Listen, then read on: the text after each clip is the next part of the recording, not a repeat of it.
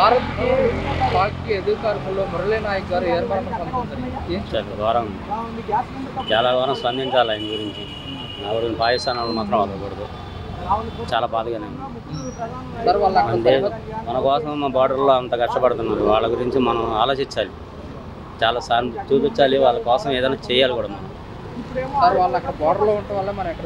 మనం సేఫ్గా ఉంటున్నాం.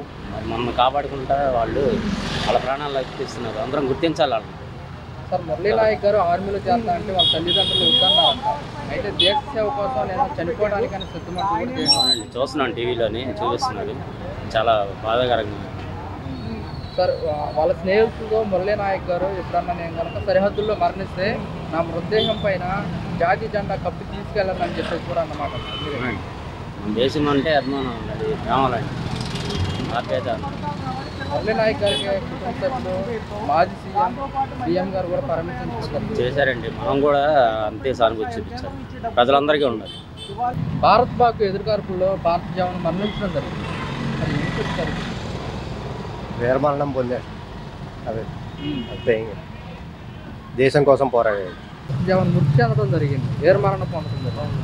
ఏం చెప్తారన్న పబ్లిక్గా మీరేమంటారు? వాళ్ళు మృతి చెందడం కొంచెం బాధాకరమైన, మన దేశం కోసం బాగా ఫైట్ చేసి వీరమరణం పొందారు. సో ఒక రకంగా చూసుకుంటే బాధ ఉన్నా, ఒక రకంగా చూసుకుంటే మనం ఇంత సేఫ్గా ఉండడం వల్ల, వాళ్ళు అక్కడ ఫైట్ చేయడం వల్ల మనం ఇక్కడ సేఫ్గా ఉన్నాం. సో వాళ్ళు ఎంత ఫైట్ చేసినా మనం కూడా మన జాగ్రత్తలో మనం ఉండాలి అని చెప్పేసి నేను ప్రజలందరినీ కోరుకుంటున్నాను అన్న. సో వాళ్ళ తరఫున నేను మౌనం పాటిస్తున్నాను. వాళ్ళకు కొంచెం, వాళ్ళ ఫ్యామిలీకి కొంచెం నా ప్రగాఢ సానుభూతి అనుభవిస్తున్నాను.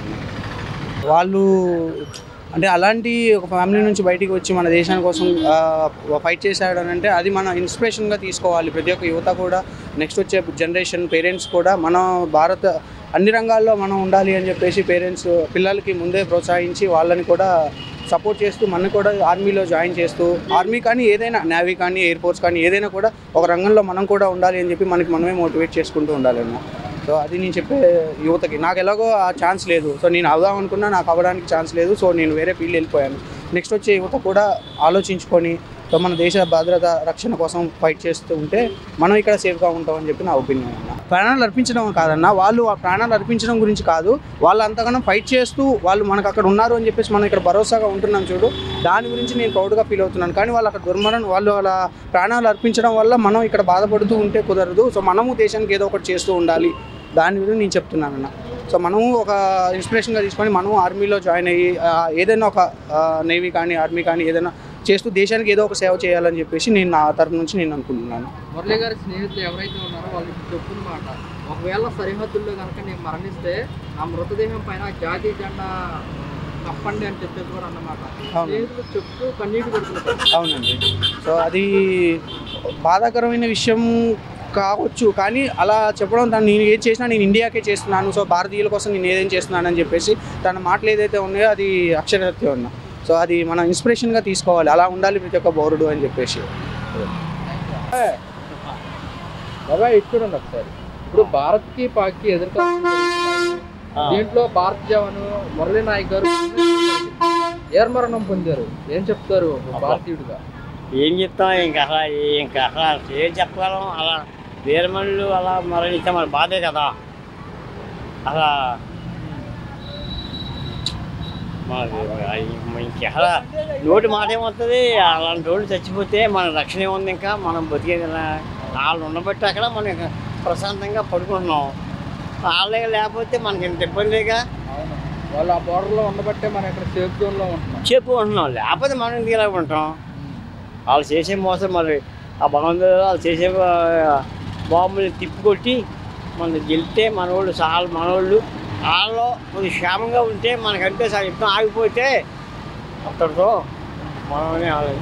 మురళీ నాయక్ గారు తల్లిదండ్రులు మురళీ నాయక్ గారిని ఆర్మీలో చేరొద్దు నువ్వు అని చెప్తే, తను దేశం కోసం దేశ సేవ కోసం కష్టపడతాను, చనిపోవడానికి కూడా సిద్ధం అంటూ కూడా చెప్పిన మాటలు వాళ్ళ తల్లిదండ్రులు గుర్తు చేసుకుని బాధపడుతుంటారు. బాధపడ ఏమయ్యా తల్లిదండ్రులు మన కడుపుకోతంటే మాటల కడుపుకోతంటే మాటల దేశవీరుడిగా మనకి గొప్ప మంత్రులు బాబు అలా తల్లిదండ్రులు కొంచెం గుండెని చేసుకుని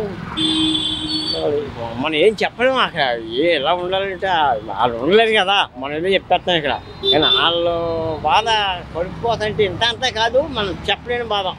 మురళీ నాయక్ గారు స్నేహితులు చెప్తున్నారు, స్నేహితులతో అప్పుడప్పుడు చెప్పేవాడంట, నేను కనుక సరిహద్దుల్లో మరణిస్తే నా మృతదేహం పైన జాతీయ జెండా కప్పండి అని చెప్పేసి కూడా అన్నమాట. మరి చెప్పాలి కదా ఆయన ఇంత జనం కోసం మన కోసం పోరాడి చేసినప్పుడు జాతీయ జెండా పాతకపోతే ఇంకేముంది అసలు, అంతే కదా.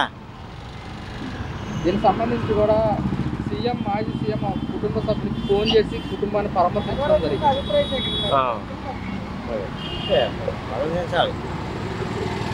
భారత్ మధ్య ఎదురు కరుపులు జరగడం వల్ల భారత జీవనం మృతి చెందడం జరిగింది. మురళీ నాయక్ గారు అతను మంచివాడు, మరి ఇది జరిగింది, మరి చూడండి చేయండి అని చెప్పి అంతకుముందు ఏం చెప్పలేము. నాకు అంతగా మాది లేదు. అది చూసి కొంచెం చేయండి, ఇదో తీసుకోండి. సార్ ఇప్పుడు వాళ్ళు అక్కడ బార్డర్లో ఉంటేనే మనం ఇక్కడ వాళ్ళు ఉంటే సేఫ్టీ ఉంటాం. ఆ సేఫ్టీ వాళ్ళు కొంచెం చూస్తే ఇదవుద్ది. మురళీ నాయక్ గారు వాళ్ళ అమ్మగారు వాళ్ళ తల్లిదండ్రులు వాళ్ళు కూడా ఆర్మీలో జాయిన్ అవ్వద్దు అంటే జాయిన్ అయ్యాడు, అతను సొంతంగా జాయిన్ అయ్యాడు, అంతేగాని అతను ఇదేం లేదు, ఆ తల్లిదండ్రులది సంబంధం ఏం లేదు, అంతేగా. అయితే దీన్ని చూసుకుంటే కనుక వాళ్ళ స్నేహితులు చెప్తున్నారు, స్నేహితులతో అప్పుడప్పుడు అనేవారు అని చెప్పేసి సరే మనకి